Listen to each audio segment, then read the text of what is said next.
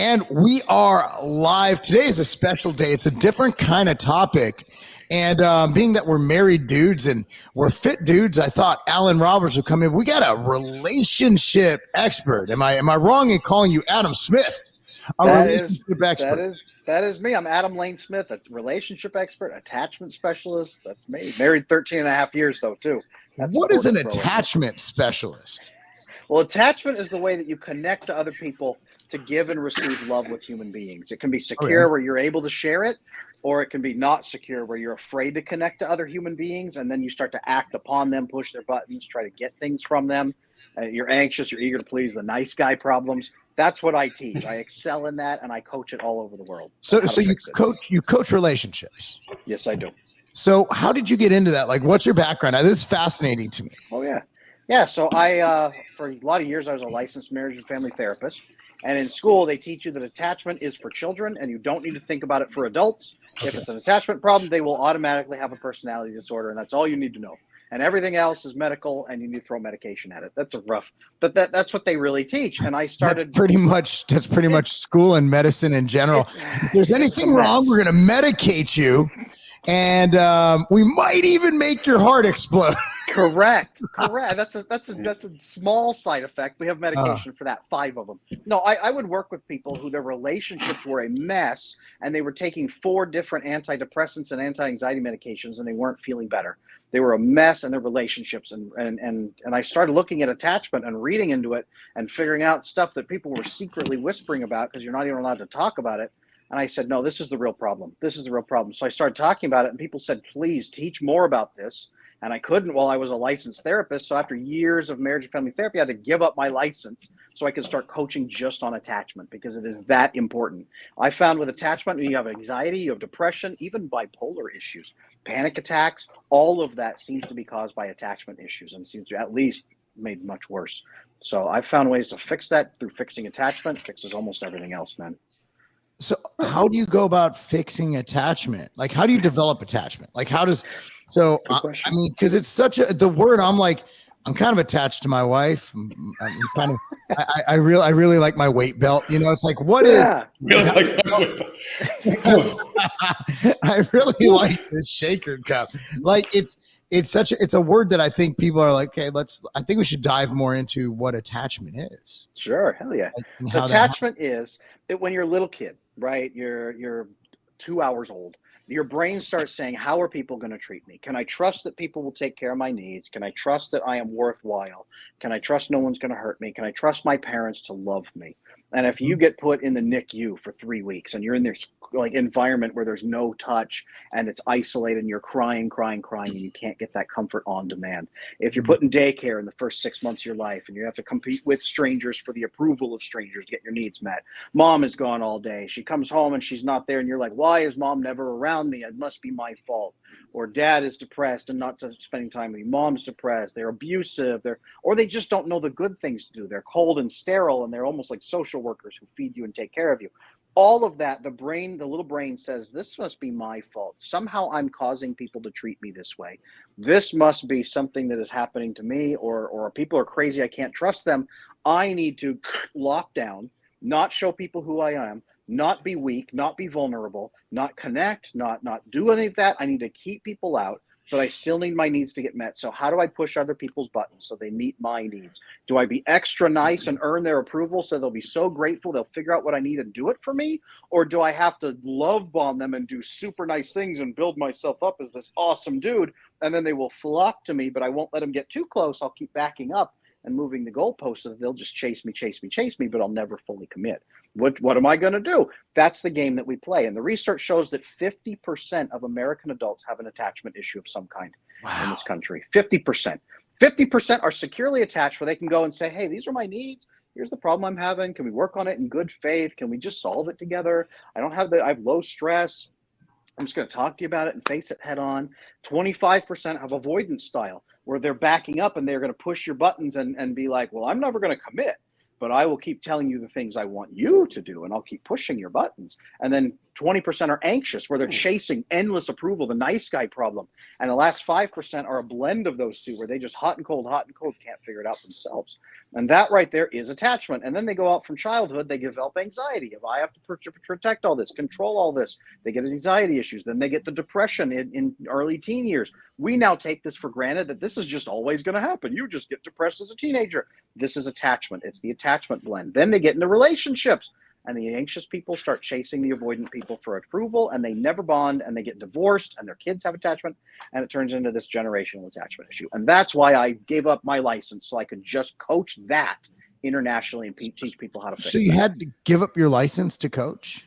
Unfortunately, the licensing team that I worked with, the licensing board said all coaching will be handled exactly like therapy, and you'll be held to those standards, and you can't do that. So for me to coach internationally, globally, with people like I coach executives and CEOs, celebrity families.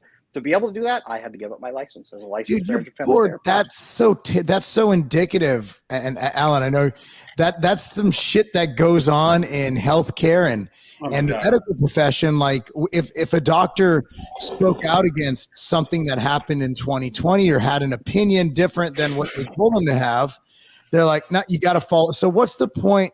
So basically it's lock and step, and there's no ingenuity, innovation, and no new ways. Dude, Louis Pasteur would never have created penicillin the way we're going right now. Like, they're like, what? You're gonna what? And you're gonna put that in people and it's gonna cure what? You know, I just my thing about that is who gives them the authority to tell you how you can practice?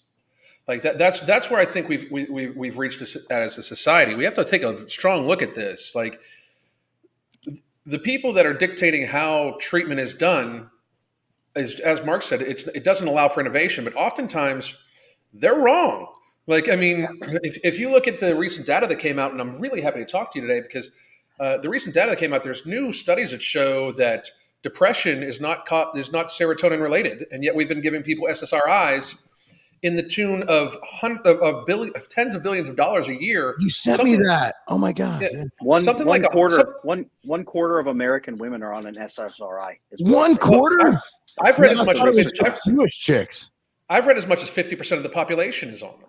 And if you look at the amount, because normally when people are on SSRI inhibitors or SSRI modificators, they're on also like what's called a mood stabilizer too. Like they are on other medications. So it's multiple medications, right? So who dictates like why you should be able to not coach people in a certain way? That I just always find this kind of amazing. You know, it's the same thing Marc and I go through. About 40% of my clients, my weight loss clients and my lifestyle clients are doctors and nurses because they know fuck all about how to actually be healthy. So it's this huge thing where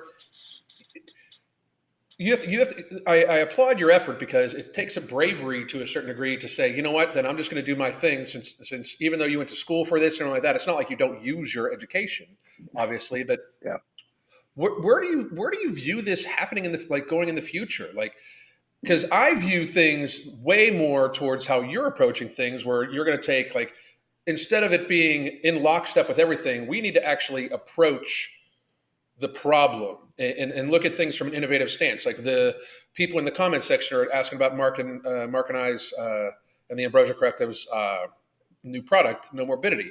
We took weight loss, took a step back, addressed the actual issues of it. You know, people are just make themselves too hungry, and we took that approach for weight loss. Like, and if you ask most medical professionals, it's like just eat less. Like that's easy to say. Just like for you and yours, it's like people are saying like do it this way. It's easy for you to do. Like why actually get educated if you're not going to be using the intelligence on the education? Let me ask you this: where are we human beings supposed to get serotonin from in the first place? Do you know that? Yeah. I mean, it's through sunlight. Also, isn't it through sunlight and exercise and activity and joy and dietary connection? You can get a little. You can get some that way. We human beings are built to be in a pack of human beings. We get serotonin, massive serotonin events. You know, when you eat food high in tryptophan, it loads the chamber with a bullet. But you have to have a trigger to pull that bullet and pull the trigger so that bullet fires. So you have a serotonin event that releases that. Healthy relationships, good meditation, good memories, good conversations, good experiences. This conversation right now, we are getting serotonin released. Your brain releases serotonin when it does something long-term healthy for you that makes you feel long-term safe. It's dopamine, but it's not dopamine. It's the good dopamine. That's not just 5 seconds. That's serotonin. We were supposed to be getting it from hugs, conversations, openness, bonding. If 50% of the US population has attachment issues, you are staying back out of your relationships, and your serotonin is this big. It's the little bit that you can drip in from the sunlight and from all the other stuff. Now, remember that cortisol and a number of other chemicals can also inhibit the release of healthy serotonin. So when your brain says, I am alone, no one will ever accept me, no one will ever love me, I have to keep everyone out, and I can never bond healthily with anybody, your brain is always on like high on cortisol and minimizing any serotonin you're supposed to get. Then you put that person on an SSRI, a reuptake inhibitor, and they're living on fumes, so you're just preventing them from sucking up fumes. They are not refilling that serotonin, the oxytocin, the vasopressin bonding, all of the chemicals you should be getting. There was a research not long ago. Vasopressin is a big one I talk about. It's the chemical release, especially us men. We have more vasopressin receptors than women do. You get vasopressin when you achieve a mission together, you resolve stress together, you accomplish a goal together. Dudes that are in the gym hitting those records together, you high five, you accomplish things together. That releases vasopressin. It makes us bond and makes us emotionally invest. They just did research with hamsters where they took away their ability to receive any vasopressin. The hamsters turned into sociopathic rage machines who couldn't solve problems, so they would just viciously attack each other and start killing each other because that's all they could do. They could not form bonds, and it was endless cortisol, nightmare existence for them. So are you saying this needs to be in-person bonding? Any of it. No, any of it. I know where you're going, playing Alan. video games together. Even playing video games together or doing this stream like this together, solving problems together at all, vasopressin. So my question is, and I think Alan's thinking it too, go for it. Are you going to see an uptick in these issues after the lockdowns? I already have. No, you have. How significant? Well, big Massive. time. Massive. So, and that's my fear with children. I'm seeing, and we're correcting it. You know, we own a youth training facility in Franklin, Tennessee called Legacy, and we're dealing with kids who it seems are dealing with a lot of what you're describing, and it seems like they've had a lot, and they have good parents. These are dual parent households. It's not from a lack of attention and love from their parents. It just seems like a lack of external attention, external love, a lack of interaction, a lack of winning as a team, a lack of doing things as a community. And by the way, you're smart as hell. I love listening to you. This is my favorite. I'm so glad we're here. I'm so glad Alan. Yeah, me too. And I know we're talking about relationships and that's the topic, but we have ADHD. So we'll ask you for real. Cool. So just buckle up. Yeah. Cool. So what I'm getting at is, what does this do to society? Because what you're describing, you're gonna have a bunch of kids who are unable to commit in a relationship, or are unable to sustain a potential relationship, and you're going to increase this attachment issue incrementally. And I wanted to get kind of your opinion on that and what we have done, what these evil people have done to our children and even our young adults and their future in their ability to have quality and fulfilling relationships. Yeah.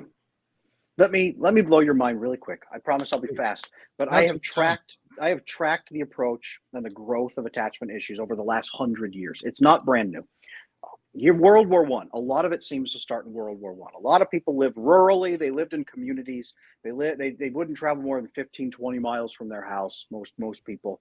It was this forced community, good or bad, where people at least knew you, so you couldn't hide secrets. You were known, and you'd have to form relationships and bonds, whether you liked it or not.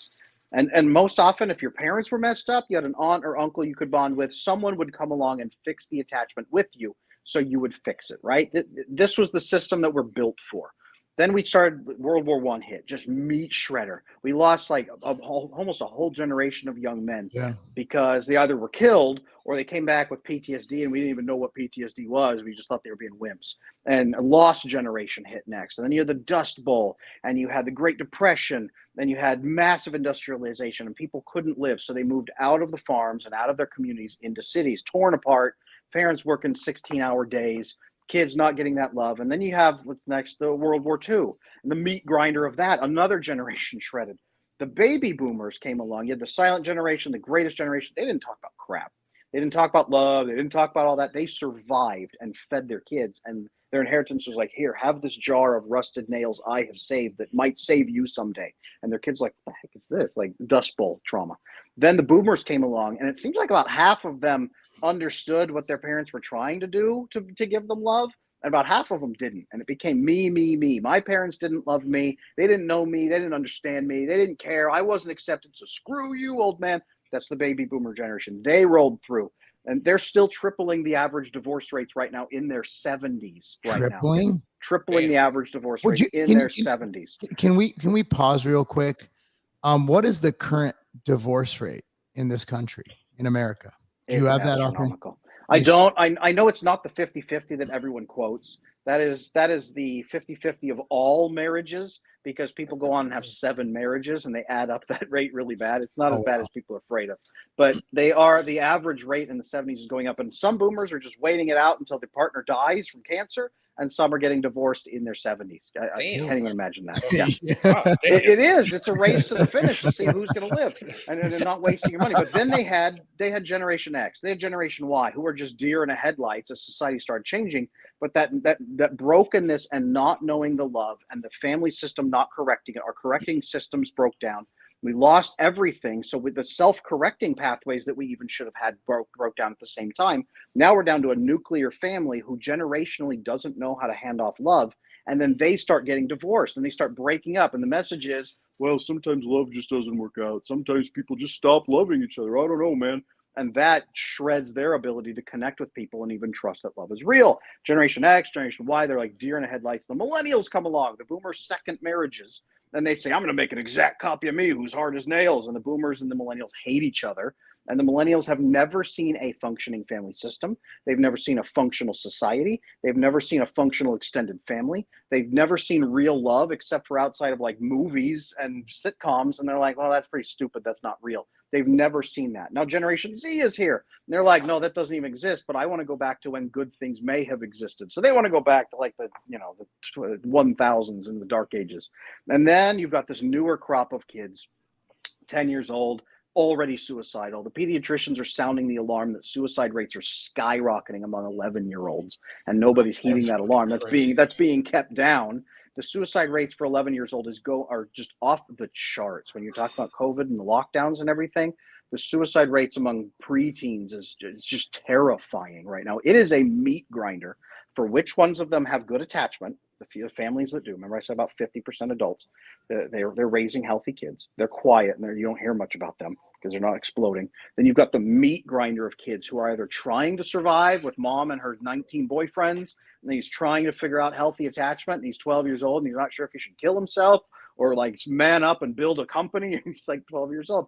That's the meat grinder they're in right now. That's what I am seeing. It has been increasing over the last 100 years. This pandemic just kicked it into overwhelming high gear where we can't pretend anymore.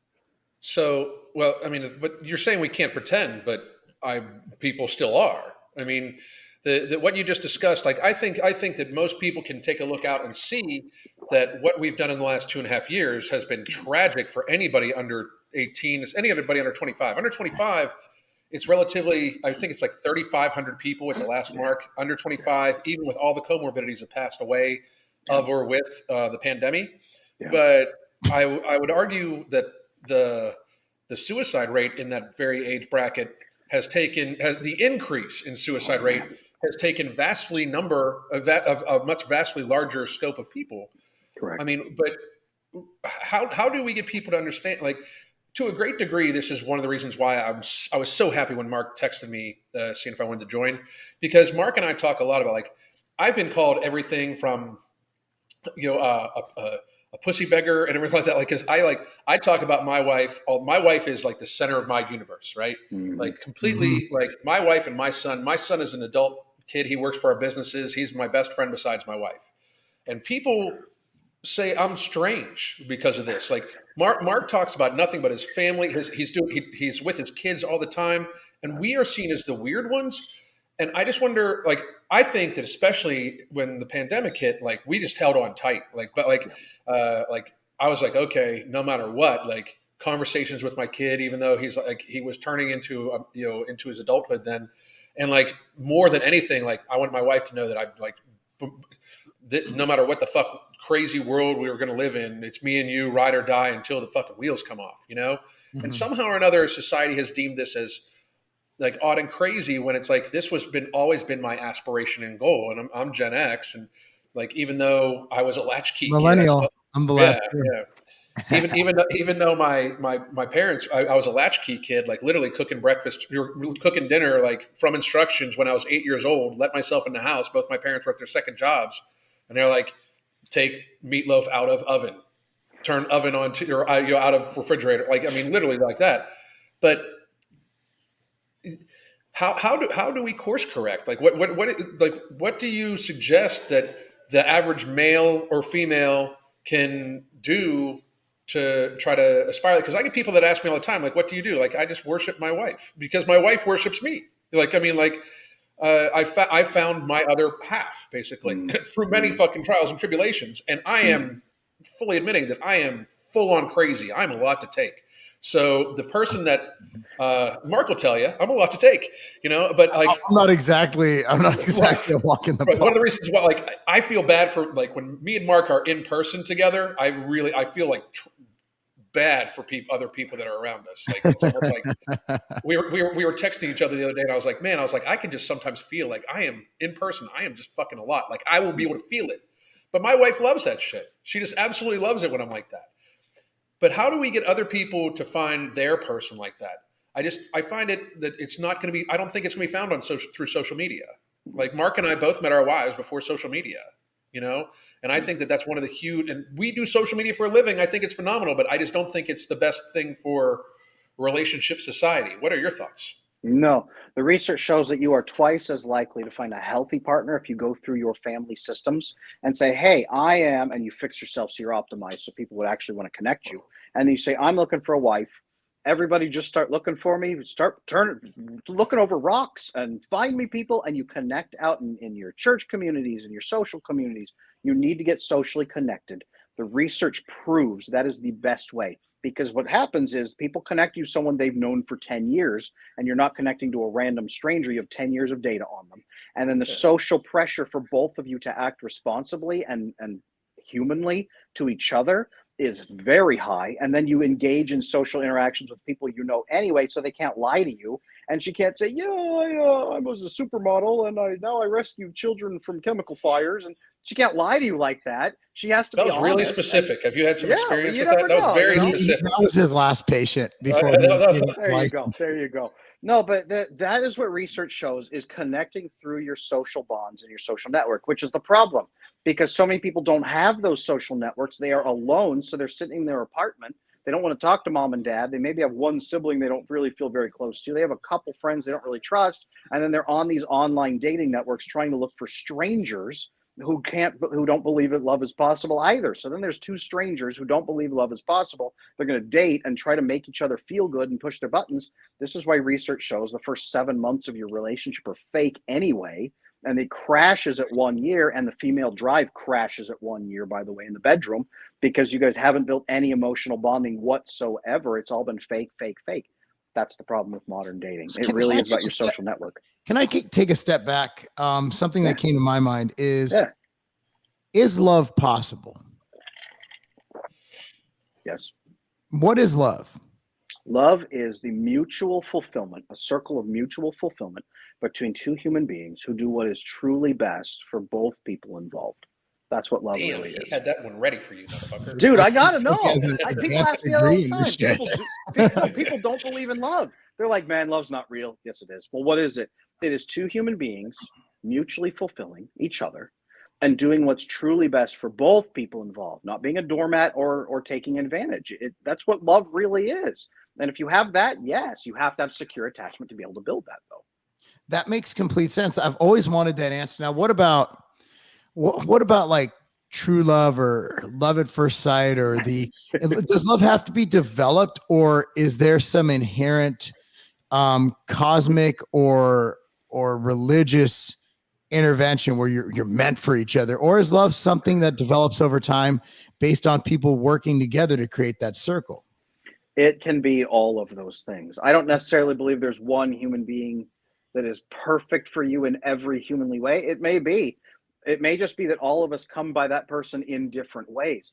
But love to exist, both people must be capable of love, and they must be able to be open to form that mutually fulfilling circle. They must be able to be transparent. They must not act upon the other person to exploit them, and they must not be a doormat to get the approval of the other person. To build love, both people must be able to give that.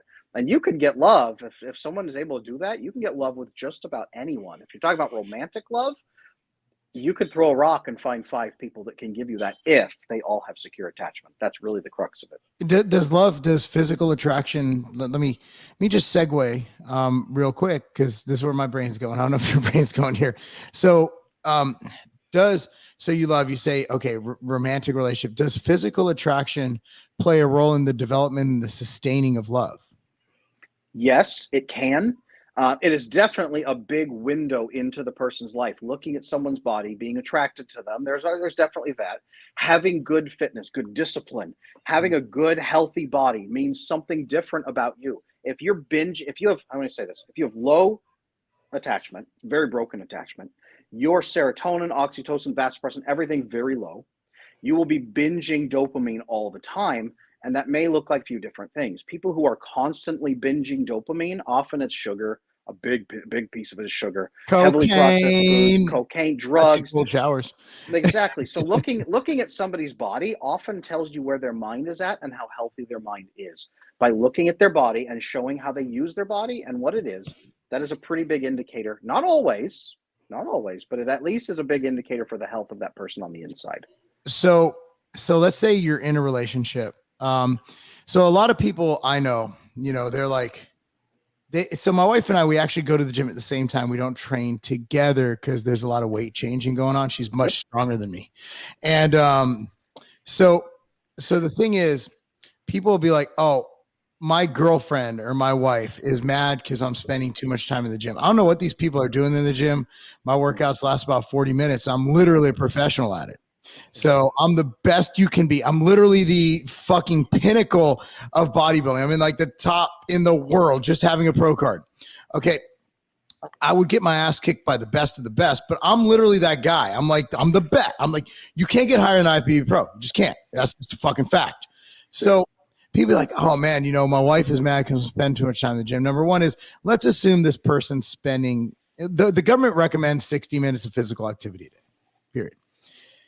So does fitness, let's say you're in a long-term relationship, would fitness help that relationship? Would you recommend, if you're counseling or coaching, let's say a couple, and the wife says he just spends too much time in the gym, or I don't like him going to the gym because of X, how would you address that situation?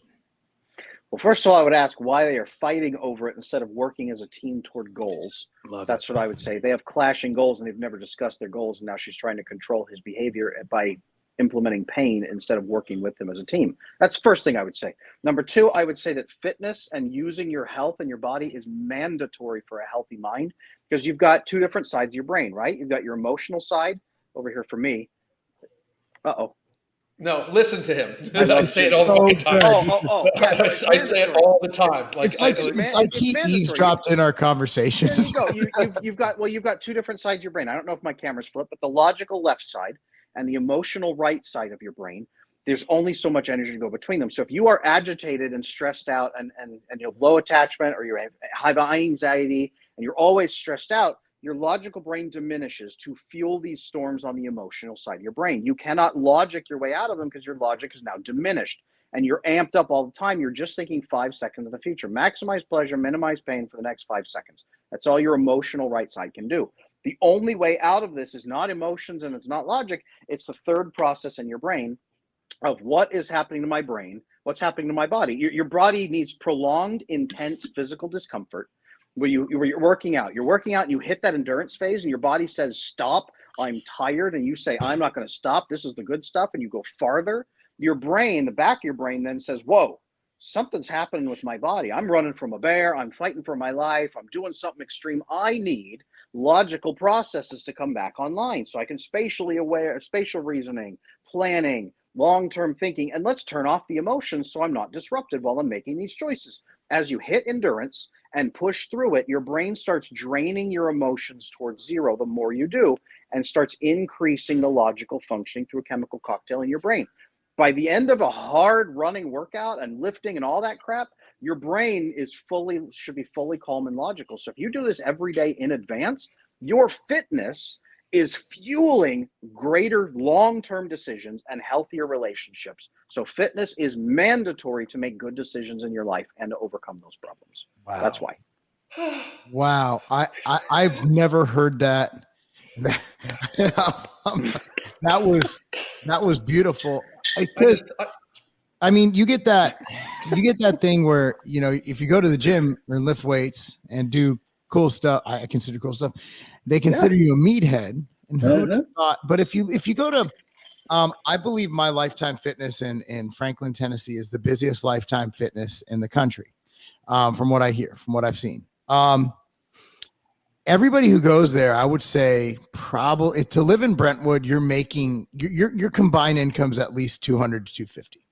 Oh, yeah. And these are executives, these are CEOs. Justin Timberlake trains there. Like it's a whole bunch of halves. And they're at the gym. The busiest time is probably 5 to 6 a.m. and it stays busy all day. And these are people who absolutely crush it at life. So I always go and I'm like, okay, this meathead thing I think is done. As far as professionally. Now, personally, all you hear about is, and usually I had to give up the gym because my girlfriend was mad because it was taking too much time out of our time together. And I just want to kind of hypothesize and hear your opinion on it. I think it's because that female is insecure and she wants her man to be fat and weak and ugly. So she does not have competition. I think it's an innate biological coping mechanism where you literally want to keep your man down here so he doesn't have the ability to attract competition. That's all. If I could just get your and maybe Alan's opinion on that.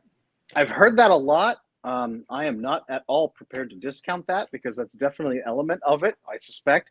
It's also this. If she is that mad, she has needs that are not getting met. You hit the nail when you said insecure. She doesn't know how to actually express her emotional intimacy needs and how to feel oxytocin bonded with him and feel like she matters to him and that she's a priority and get her needs met. She needs to be capped up on serotonin and oxytocin is what she needs. And she doesn't know how to talk about that to him. So she just starts lashing out at him when he does anything else that detracts from time where he could be theoretically giving her those bonds, because she won't express it. So she's controlling him because he's not feeding her needs that she's not talking about. That's usually what happens there. When she starts punishing the dude for anything he's doing, that's usually the case. So, Alan, what are your thoughts? Contra to that is, my thoughts is that if she's not willing to join him, how much can they possibly have in common? I really believe that, I don't know many couples where the one person is very fit and the other person treats their body like a garbage can. Mm-hmm. It's very hard. I coach almost specifically people to have healthier habits, weight loss, extreme weight loss up to hundreds of pounds, that sort of thing, right? One of the largest obstacles is always the family unit. Amazingly, that's another reason why I'm just so happy to have this conversation with you. Because you will see self-sabotage, like a person who, a 300-pound couple, guy and girl, the girl loses 40 pounds and is enjoying eating the way that they want to eat and all like that. The next thing you know, old boy is bringing home donuts every single day, her favorite donuts, like, here, you've done so good, have these. Like, it's very clearly self-sabotaging. It's obviously these people have, like, I really believe when unhealthy people couple together, it shortens their life dramatically, because escaping it requires both of them to want to and be willing to escape that unhealthy pattern of obesity or drinking or whatever they do in excess that's going to cause them to develop chronic illness and die at a young age in a painful fashion. And to me, since we've almost demonized, like, people like Marc and me, the male meathead breed is they're trying to breed us out, basically, because the independent thinker who takes personal responsibility in their fitness and their health. I think that would be the definition of meathead. The current definition of meathead is you think for yourself and you take personal responsibility for your physique and your internal health. Yeah. And that's basically been demonized, especially in the last, especially the last 2.5 years, but more along the lines in the last 5 or 6 years. Obviously, it's been seen as you're automatically stupid. Like, I've had, you automatically can't read. Like, I've heard all sorts of shit. Like, Marc and I probably read 1,000 pages plus a week, a piece of technical data. And it's this amazing endeavor where we're automatically viewed as stupid for whatever reason. It's also a matter that we're also viewed as very, it's like this when they bring in the stereotypes of these certain things as a society. How much do you think this is on purpose to weaken society? And I mean, I'm not talking like necessarily a planned out on purpose, but at some degree, like strong men and strong women are being viewed in a very negative light. And how much do you think that that's affecting the future generations? Like, when they automatically, there's an automatic assumption where the nuclear family unit and, people that work out and people that take pride in themselves, like, it's like this almost negative. How damaging to the society do you think that's happening? First of all, is it just me and my viewpoint, what do you think the effects of it would be? It's not just you, because when I teach about healthy families, I teach, man, you should be in a big family. You guys should have a healthy family system with your aunts, your uncles, your cousins, your grandparents. You guys should all be able to work together. You should be building like family businesses. You guys should be connected. You guys should be able to solve problems together as a healthy family unit that listens to each other. And people come back and they get super mad and say, how dare you tell me I should talk to my abusive parents? You want me to die. And they start attacking and so I get just as demonized. People who can't believe that they have power and control over the bad things in their life need to shut you down if you tell them that they do have power and control. Because the only thing more terrifying to them than the life that they're currently living is the fact that they could live a better life if they worked harder at it, and that they failed in a number of ways. That's the only thing scarier. They have to shut you down, just like they have to shut me down. And the reason that what that's causing in society is two things. On the surface, up till now, it has caused a point where people have lost hope and haven't had the answers. And so people have gone without and people have killed themselves. It has caused a tremendous number of suicides and living suicides where people are just living in despair, waiting to die and checking out. I think of the research done on like Japan, where men are just checking out into total, absolute consumerism. And they're just living in their apartments, total shut in, and that is their entire life till they die. That's it. They've given up. I look over here in America with the MGTOW movement of just men. We're just done. We're not even going to pretend that we're going to engage in anything ever again. Hopelessness. Hopelessness is the epidemic. Can you define that, please? Can you define that for those who don't know? Men going their own way. MGTOW. They're not bad guys, but they've just given up because they don't believe love is possible. That's a movement.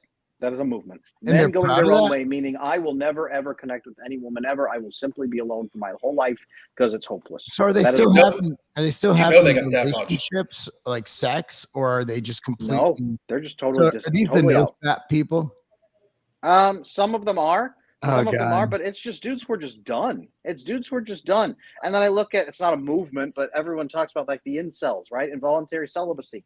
They're just miserable because they are so unhappy. They want love, but they don't believe it's possible. And all of this is coming from that belief. But what that has done is it has created an underground information movement of fitness, of attachment, of families, of, hey, here's how people are supposed to be living. Here's the basic bro, they call it bro science now. Here's the basic bro science. of attachment and fitness and love, and here's what people used to pass down. I just want to point out that bro science has actually been science for like the last 2.5 years. Like, I would like to point out that we need to do this regularly, because this is amazing, and do a tour. I think the information, I think we've all kind of talked about this. Is my goal moving forward is to help men and kids, and I put them in, obviously I don't know how many women I can help. I guess I can help women, but I'm there's nothing wrong with making family values cool. There's nothing wrong with, instead of posting a picture of someone else's rented fucking Lambo, that you post a picture of your family doing cool shit, and that's the thing. Like, I think materialism and social media have done their part in erasing what makes humans human. And you look at the innate, like, why do we have families? Well, because we need to preserve the human race, right? So you look at all this talk about depopulation and all that, and by breaking down the family unit, like even BLM's like, we want to get rid of the nuclear family. I'm like, they had me sold till I read that part of it, right? Like, that was when I'm like, wait a second, I don't know about this one. It's like, so my whole thing is, it might not be concerted, but it almost seems like it all works together. Like, you get rid of, and what is it? I think I saw a stat, like the average conservative has like 2.8 kids and the average Democrat has like 1.2 kids. So Tim Pool was saying in 20 to 30 years, we're going to be a Christian conservative country. So it's really weird in that it's kind of gone on the political spectrum, where Christian conservatives, or let's say conservatives, I'm not Christian, but I would consider myself at least a fiscal and somewhat social conservative, in that we're having kids. My only regret is only having 3 kids. I wish I had 5. My wife's like, you're not the one who has to pass them, right? Like, that's not me. So I wish I had more kids, and instead of having more kids, I coach, and I love it. So what I'm getting at is it almost seems like it all goes hand in hand. Alan was talking earlier about the weakening of society to control us, and what a better way to slow down population growth than to completely disrupt and dismantle the nuclear family. Yep. I might be going a bit out. I might be going a bit outside.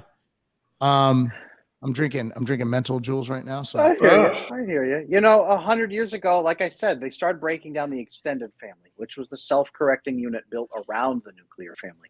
And then it was just the nuclear family, and then they started breaking down the nuclear family. So it's the whole web of human connections we are supposed to have, even beyond the nuclear family. So you are supposed to have all of it. You're supposed to have all of it, man. There's supposed to be self-correcting systems within self-correcting systems. And we have, I don't know if it's intentional or not, but through all the problems over the last 100 years, we have dismantled every self-correcting system that would have healed this, to the point now that people don't believe family values are good because their families were so messed up. When they hear family values, they think pain, misery, abuse, slavery, unhappiness, and they viciously attack it. When you're like, hey, family values, that's evil. When you show them that love is possible, that's the act of rebellion. Showing somebody that love is possible. Like, love is literally what saved my life. I was going down the wrong path the week, like, and then my wife, we got together. She asked me out. Very smart woman. We got together in high school, it was our junior going into our senior year, the summer of our junior year. And, and the thing about, and I want to say that, I'm guilty of this, is that, and we went to counseling. So I actually had a very good counselor. You'd probably really love her, Adam. And she was like, like, you could fall in and out of love like 20 times in a minute. Like, when you live with someone, when you spend all your waking moments with someone, like somebody else could like do something like, let's say, leave the toilet seat up. I'll be like, whatever, that's a bad example. My wife doesn't leave the toilet seat up. She down. We're not that kind of couple. Yeah, I know, but so let's say she like leaves a dish in the sink. Like anybody else, I'll wash it. Like when you're married, you're like, that fucking bitch left but but then the next moment, like she'll smile at you and you're like, oh, man, I love this woman. So marriage is, I wouldn't say marriage is the toughest thing. No, it's not tough. Like, like World War II was tough. Like, the concentration camps were really tough for my people, but like marriage isn't tough. It's just, you have to, like, you grow up. Like, we met at 16 years old. I'm not the same person I was at 16. So like you said, that circle before, that you're going to have rough times, you're going to have rough goes at it. And I think it's just, you have to understand that, you're going to have different goals, and you're going to have different motivations, and you're going to have different things you want to do. And it's hard sometimes cause you don't understand, like, how can no one, believe this? And remember back in the day when you could have a couple and one's a Republican and one's a Democrat, that doesn't happen anymore. Now they're like literally on dating apps, like, nope, not going to happen. We're watching a movie on Netflix. I don't know if y'all saw it. It's called Purple Heart. And so this dude is like a Marine, his dad's a Marine.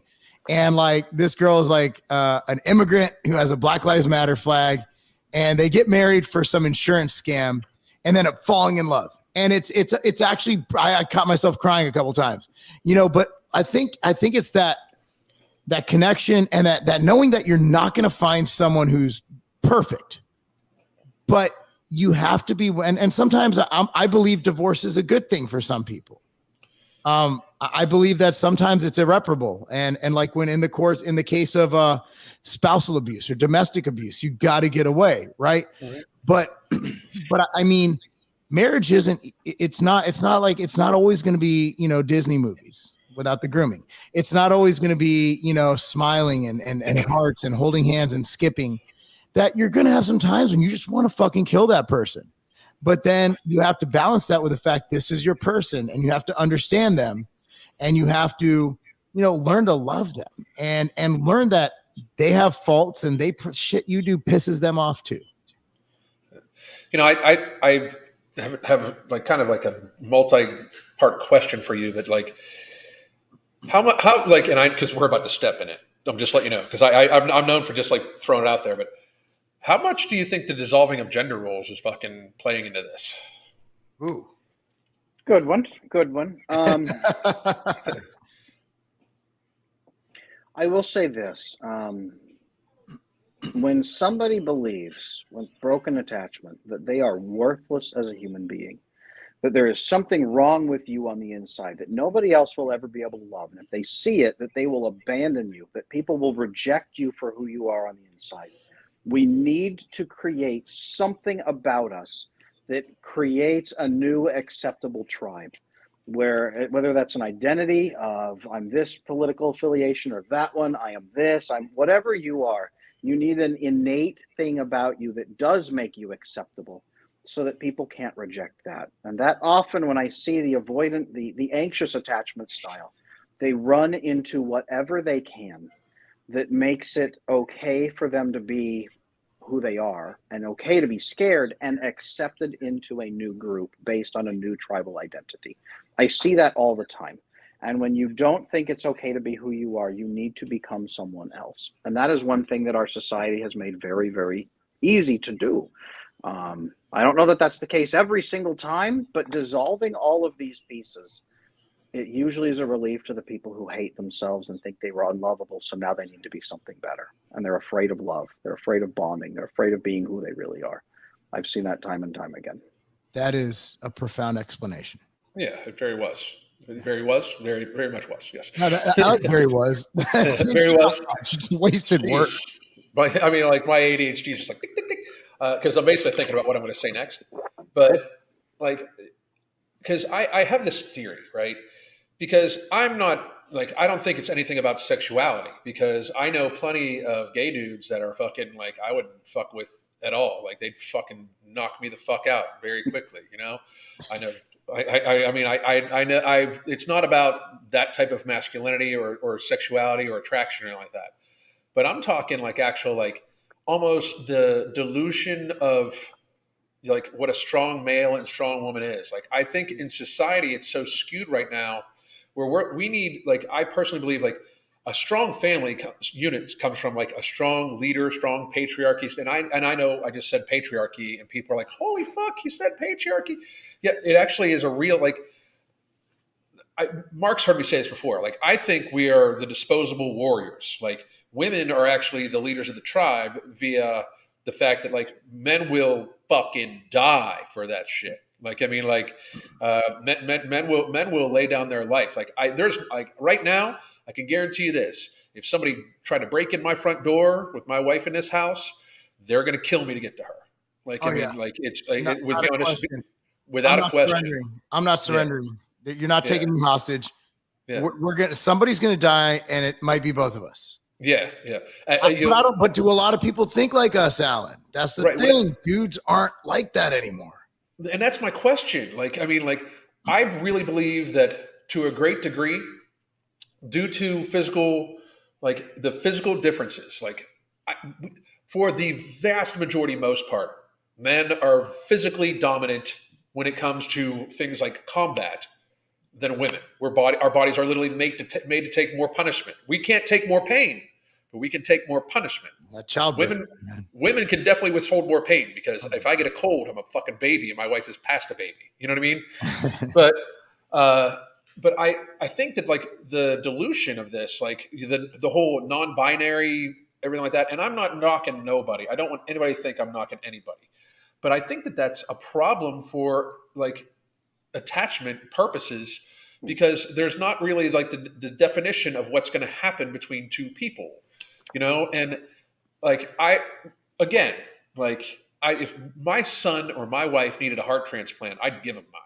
Like, I mean, I believe we are to sacrifice for our loved ones. Like, and I don't believe family is just blood. Like, if Marc needed something from me, he knows I would. Absolutely. I'm not going to say it online, but you know, there are like hog farms and gators down here. I'd help him out. You know, like we could hide something. You know, but I just think that like the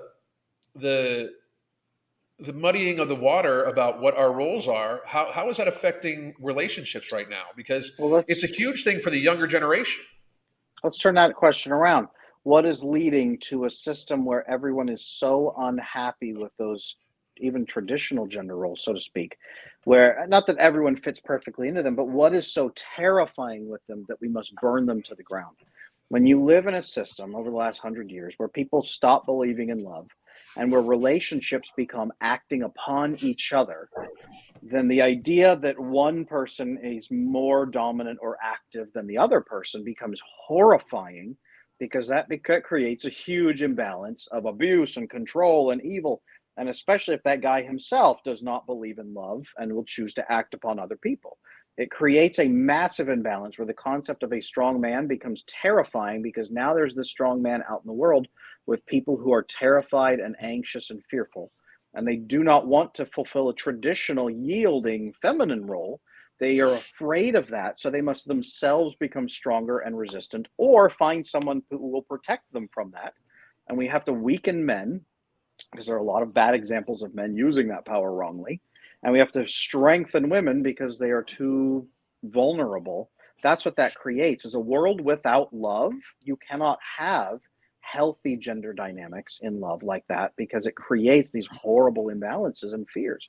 You must reintroduce actual love as the basis for relationships with healthy attachment. And then I believe for most people, it will flow back to more of the masculine, feminine energy dynamics that we tend to see. For most couples, that will probably be the case, just because the love and trust is there again, and you'll be able to work as a team instead of acting upon each other endlessly. What I'm seeing is that men just aren't masculine. No. Like I found that like there are gender roles that they exist. Like, I'm the dad. I do dad shit. My wife does mom shit. And that's cool. But my wife can still go out and run companies and businesses. That doesn't mean that you can't do stuff men do. You shouldn't, you know, obviously I don't think men should be playing female sports. That's a whole different subject. But can a woman be a CEO? Yeah. And one of my companies, our CEO is a woman, and she's much more qualified than me and much better than me at her job. So you know, I think that we get it conflated where, you know, the familial and household gender roles somehow become like, well, a woman can be a CEO. Yeah, but I can't breastfeed. Well, apparently I can.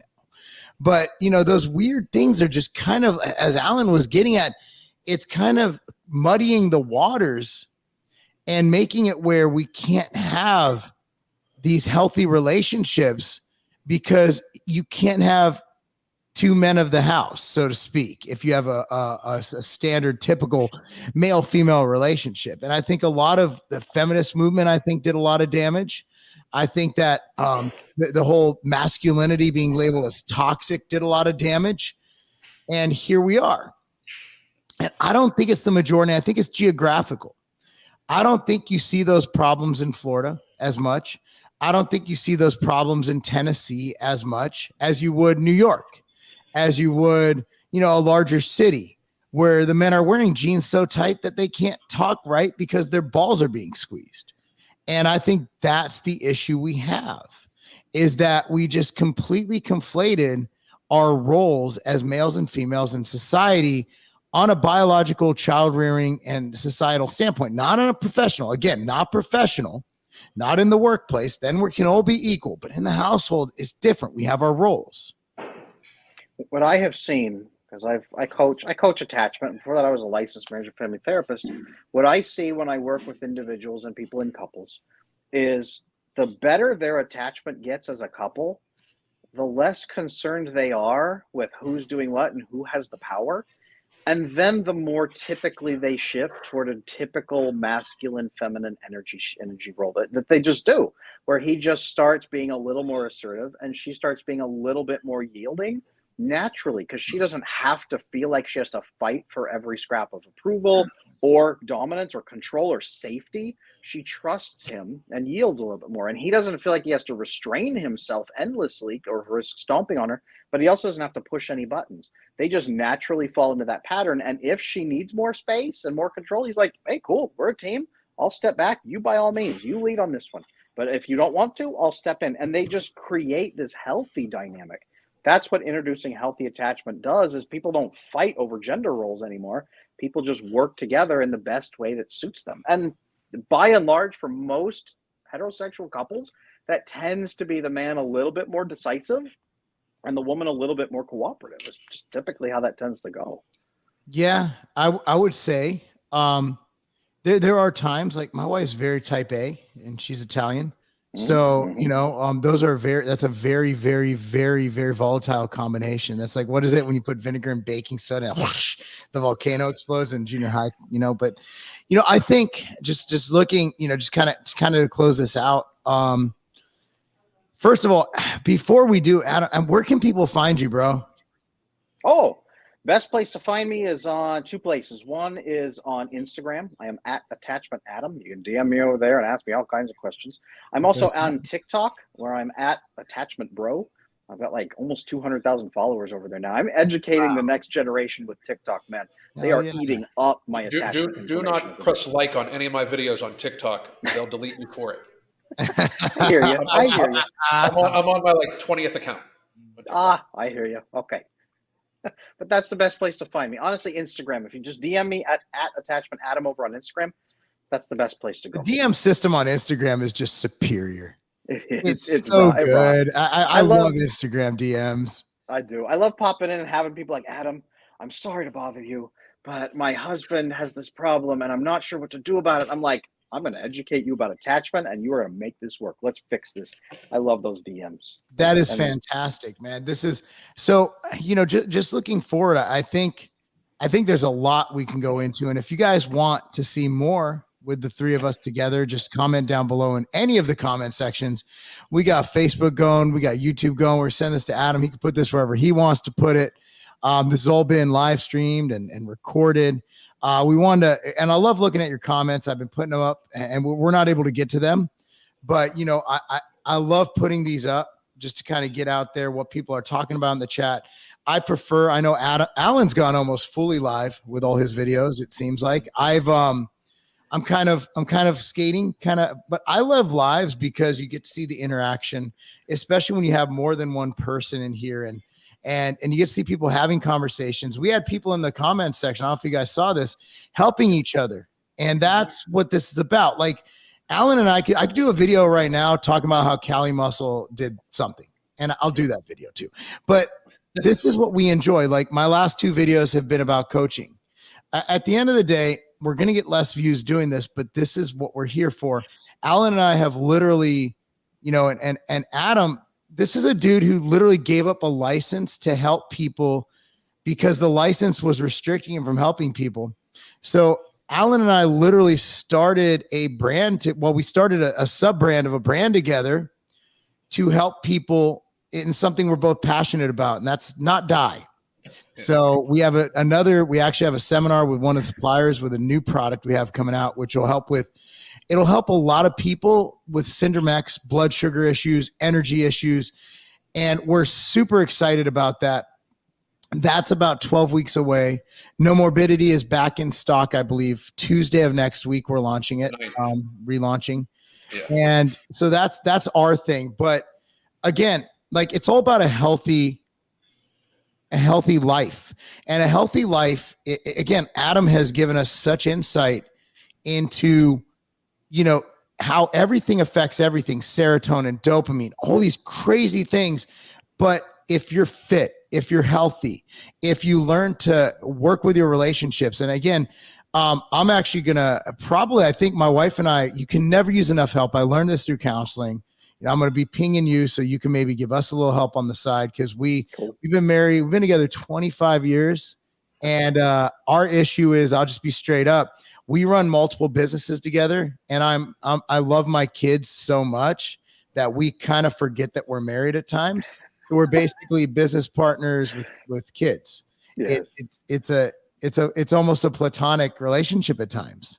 So, and it's not that we're trying to, it's that, you know, when your romantic talk at 10 o'clock at night is if you've paid your taxes for 2021, yes. Because that's what she's working. I think she's working on 2022 right now and our estimated taxes. So that's our discussion because we work all day. So then we're at the gym, we have our gym and our kids and our training. So I'll ping out, but I want you guys to reach out to Adam because what he said, he's earned all of my trust as someone who can help a relationship, this conversation. And I agree. We greatly appreciate it. This is honestly the favorite video. This is my favorite video I've ever done of all time, by far. I just want to point out, like I appreciate, first of all, he probably didn't know who he was coming on live with, but anybody that's willing to sit and have live conversation based off of their skill set and knowledge automatically earns my respect, because I believe that is something that is not done in society too much. Where you had no idea what we were going to ask. You didn't even know me at all. I've never, just so you know, him and Marc have probably spoken, but I've never spoken to this gentleman. I was super impressed with your knowledge and just kind of like the bravery of today's world to just be able to just be ready to have conversation. I think more of this stuff needs to happen in society. I do think that more content creators or people that are trying to help people go live, talk to your audience, be interactive, show people that, like, you win people's trust by showing them that you can interact and speak off the top of your head based on things. It's one of the reasons why I love Marc with his supplement knowledge. He can sit for hours and just answer questions on different supplements and fitness and training. He's probably the most qualified trainer in the fucking country at this point. He's certified in fucking everything, literally. His daughter is literally more qualified than most of her coaches in high school. That's how fucking crazy amazing it is.